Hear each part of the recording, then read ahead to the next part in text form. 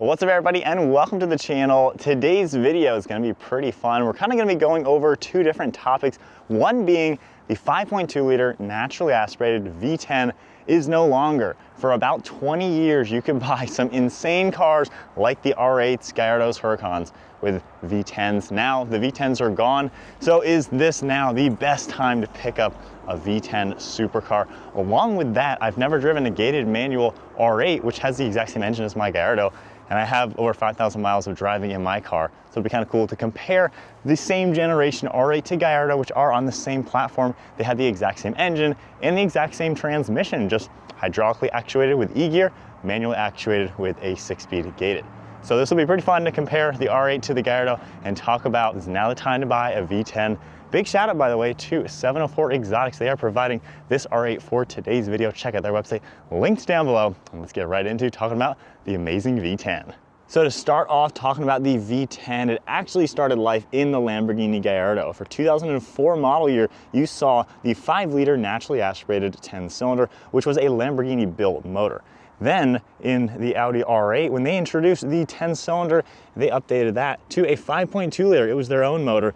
And when Lamborghini updated the Gallardo into the LP generation for 2009, it got the exact same engine. So for all of the LP generation Gallardos and all of the V10 R8, you're gonna get that same 5.2 liter naturally aspirated 10-cylinder. Even when the Gallardo discontinued and went on to the Huracan, that had the exact same engine. And even for the R8, for the second generation car, once again, all the same engines. So we've seen the 10-cylinder for about 20 years now, spanning from the first and second gen R8 and the Lamborghini Gallardo along with the Lamborghini Huracan.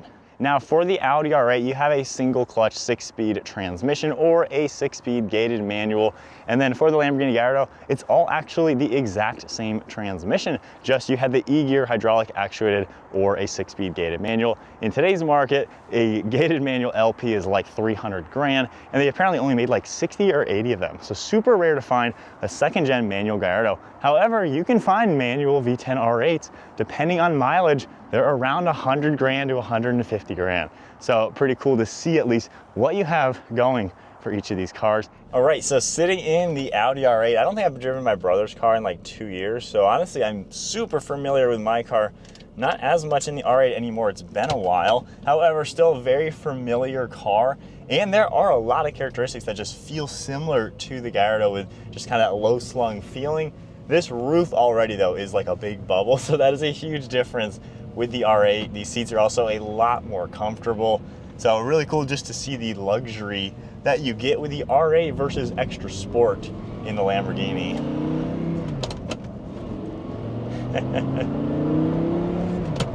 Now, of course, I have an exhaust on my car, so it's gonna be a lot louder than this.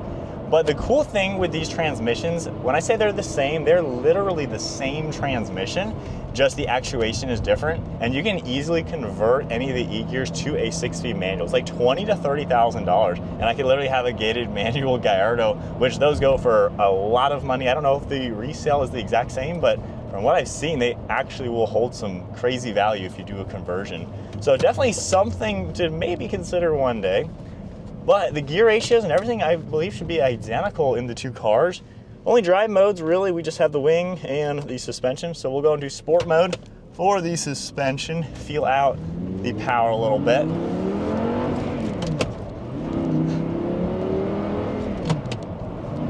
Man, the revs go so up and so down so quickly. Man, you really have to shift quick to kind of keep up with it. It's definitely a little bit different than what I'm used to, but the cool thing with the V10, you have so much smooth power, and that is what I love about such a large motor versus anything else. It is just torque, it is just power, but now that the R8 doesn't exist and the Temerario is completely different than the Huracan with the drivetrain, now honestly is a great time to pick up a V10 because, I don't know, it's been basically 20 years, 04 when we saw the first gen Gallardo, and about 2024 when the Huracan and the R8 kind of went away. And now we are preparing for no R8 as far as we know, and the Temerario, which is gonna be a lot different. Man. While I know the hybrid twin turbo is gonna be mind-blowingly fast, I find it hard to believe that it's gonna have the same character. Now this car with the stock exhaust does miss some of that character that you'll see in my car, but there is definitely something about that motor. So in second gear, another pull.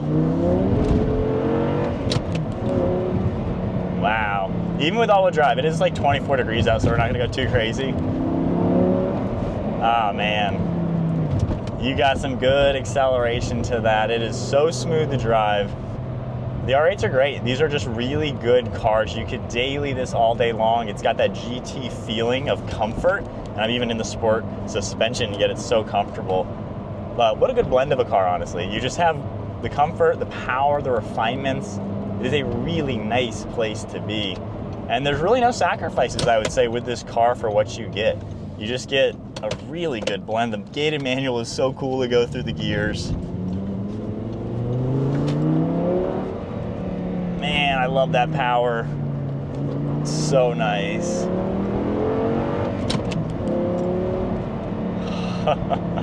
That is just a joy to accelerate. It's so smooth and everything you want. Moving on to the Gallardo, my own car now. So this car definitely feels a lot different now. Sitting in it, the seat is stiffer, the windshield is really long, and you just have a smaller window around. So it's a more hunkered down feeling. Personally, I actually like this a lot better, actually. I just feel more at home. Maybe it's because my own car, I'm just used to this car, and this is the style that I fell in love with. So far, I'm definitely preferring this. While the seat is a lot stiffer, you can definitely not go the same distances and comfort in this versus the R8. I feel like this seat actually cradles my legs better, and I fit a little better in this car, actually, which I didn't expect myself to say that. Now, also, this car is a rear-wheel drive version. You can get rear-wheel drive in the new R8s. They never made rear-wheel drive for the generation we're looking at today, but you can do a rear-wheel drive conversion on those cars. It's really simple, so you could always do that if you want. Now, this is the same transmission, like I said, just hydraulically actuated. And we are rear-wheel drive with an exhaust, so it is significantly louder, and I definitely need to be even more careful just because this car can get out from under you. It is 30 degrees out, not exactly ideal for a rear-wheel drive car on summer tires. But this car definitely has some crazy character to it. The transmission, the shifting time, honestly, actually, this is shifting quicker than in the manual. So I always say that this kind of feels like a manual. It feels like a perfect manual. If you're shifting perfect every time, no rev hang or jerky shifts or anything, this kind of feels like that. If I take it out of sport mode, the transmission, that feels more like a real manual, I guess. So once it's in sport mode, it does dial in the shifting to make it a little bit quicker. Of course, it makes it really, really snappy, but it just bangs you in the back, and it's a little abusive on the car, so I don't really ever drive it in Corsa mode. But this car, you've got a little bit heavier steering. The suspension is definitely on the stiffer side. It is more unrefined, but that gives it a more raw character. And while both cars are actually on the same platform, it's just a lot of the same components. Basically, the Gallardo came out in 04, then they tweaked that platform to fit the R8 and kind of tweaked it a little bit more to go for the Gallardo, and then the same platform still has been used for the second gen R8 and the Huracan. So you have basically 4 different versions of the same car, different generations. And while this is the same platform as the R8, this does feel different, even just driving it slow for right now. It's just got more of that character, more of that drama, more of that Lamborghini feel to it. The Audi definitely has more of that GT sports car feel in the same kind of car. So really cool to see the differences between the two cars. You can't go wrong either way, they're both fantastic. You definitely want an exhaust on either one. And because that V10 just comes alive. And now that I have owned this car for so long already, I don't think I could get rid of a V10. I think when I do sell this, it'd probably be for a newer R8, and then when I'm ready to go on, it'd probably be for a Huracan, something cool. I just don't know if Lamborghini will be as successful as they could be with the new Temerario being the new platform. I'm sure it'll sell well. I'm sure it'll have way more character than Ferraris or McLarens because Lamborghini just is so good at that. But as a V10 owner, I don't think I would give it up. I would stick with owning a V10 for a very long time, and the new cars as well as the discontinuation of the R8, man, it just makes you want to keep the V10 alive and well. And you can get a first-gen Gallardo for really not that much money. A good one could be 80 grand, which obviously it's not cheap, but you know, you're talking about a Lamborghini, so kind of cool. So now that I'm in my own car and I am rear-wheel drive, I can have a little bit extra fun. Okay, I thought this would be icier to do a donut, but I guess not so much. That is one thing with this car being rear-wheel drive. You can kind of play with it a little bit in slow speeds. All right, that is deceivingly not at all icy. All right, back to normal. We'll do an acceleration, feel this car out, and even in the R8, it spun a little bit, so I'm gonna be very careful.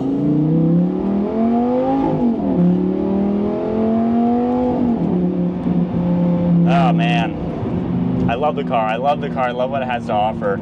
And driving the E-Gear back-to-back with the gated manual. I know some people hate on the E-Gear. Most people who hate on this have never actually driven one, or they've driven a first-gen Gallardo with a slipping clutch, so they don't really have a good idea of what it's like to drive a good E-Gear. This is really nice. This gives you the character and drama in the manual just with the paddle. So honestly, I like this so much. I'm really happy with the E-Gear. I love it. It gives me so much character. Man, it almost takes a step back when you're in one of these cars with this motor. It is so good. Gosh, I love it. There's nothing like a V10, and now for sure is the time to pick one of these things up. One last acceleration.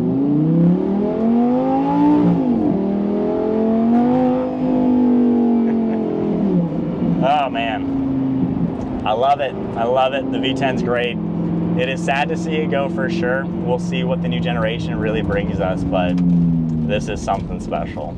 So ending thoughts as I wrap up driving the Gallardo alongside the Audi R8. Super cool to compare these two, V10 to V10, gated manual to the E-Gear. I've never driven the automatic R8s in general. My brother has owned two of the manual V8s, so I've never been in the automatic. It should be pretty much the same as the E-Gear. I would assume it's probably just not quite as snappy. I've heard some mixed reviews about them. But is now the time to buy a V10? Snag one while you can. There is something about these engines, and I love driving my car. It is so addicting to accelerate, to feel the smoothness of the power. With an exhaust, these sounds are addicting and absolutely intoxicating. So I would say if you can get the means, find one of these cars, a Gallardo or an R8 or even a Huracan of some sorts. There are plenty ranging from 60 grand up to $300,000. There is definitely a V10 for somebody in that budget, and I don't think you will look back at all when you own a V10. Now, as far as these two cars, they are similar years, similar generations, obviously. How do they compare?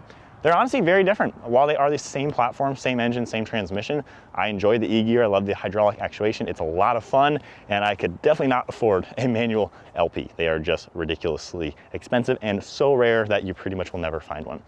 The V10 R8, that is a great way to go to save a lot of money, either the paddle shift transmission or the gated manual. Cool way to go, and I don't think, honestly, you can complain with either of them. They offer so much, but I do like the more raw characteristics with the Gallardo. I like the seating position better, honestly. I like the lower windows. I like the harsher drive. It just makes it feel so incredibly special. The R8, special car, great car, more affordable car for sure, but to me, it doesn't have exactly the same thing that I love. I have a lot of sentimental value with this car being my childhood dream car, so obviously that's where my heart goes, but the R8 is amazing. It's comfortable, very normal to drive when needed, so a really good blend of everything. But there you guys go, comparing the R8 to the Lamborghini Gallardo, both with the V10s, super cool to check out. The R8 needs an exhaust because that definitely wakes this thing up a lot. And then V10, such an amazing engine, and there's just so much character and things to love about it. Unfortunately, it is gone. We'll see, maybe it'll make a comeback at some point. Anyways, big shout out to 704 Exotics for providing this super cool R8 for today's video. Check out their website, links down below. And then be sure to give the video a thumbs up, hit that subscribe button, stay tuned for plenty more content, and I'll see you all in the next video.